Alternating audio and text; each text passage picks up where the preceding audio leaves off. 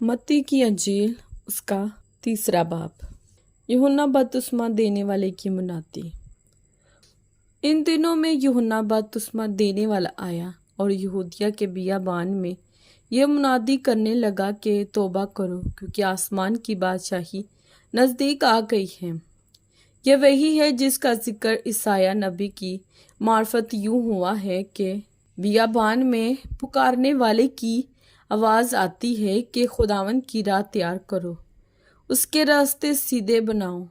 यह यूहन्ना ऊँट के बालों की पोशाक पहने और चमड़े का पटका अपनी कमर से बांधे रहता था, और उसकी खुराक टिड्डियाँ और जंगली शहद था।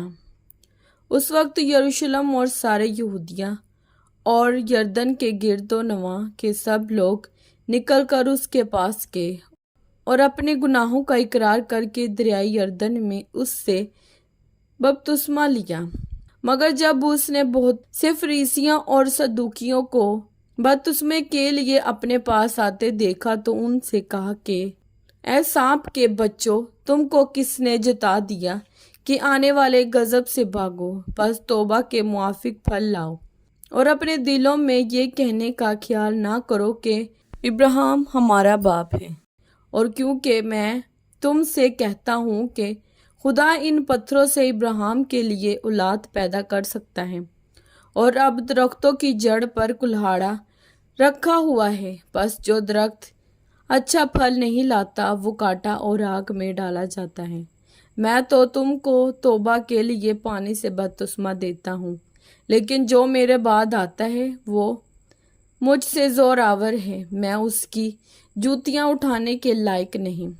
वो तुमको रूह कुदस और आग से बपतिस्मा देता है। उसका छाछ उसके हाथ में है और वो अपने खलियान को खूब साफ करेगा और अपने गेहूं को तो खाते में जमा करेगा, मगर बोसे को उस आग में जलाएगा जो बुझने की नहीं। उस वक्त यीशु गलील से यरदन के किनारे यूहन्ना के पास उससे बपतिस्मा लेने आया, मगर यूहन्ना ये कहकर उसे मना करने लगा कि मैं आप तुझसे बपतिस्मा लेने का मोहताज हूँ और तू मेरे पास आया है।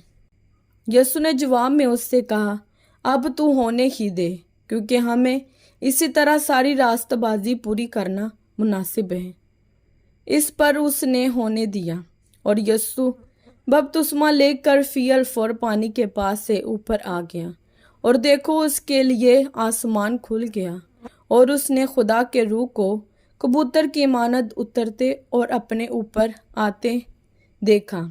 और देखो आसमान से ये आवाज़ आई कि ये मेरा प्यारा बेटा है जिससे मैं खुश हूँ। कलाम पाक के पढ़े और सुने जाने पर खुदावंद की खास बरकत हो। खुदावंद का शुक्र हो। आमीन। खुदावंद आप सबको बरकत दे।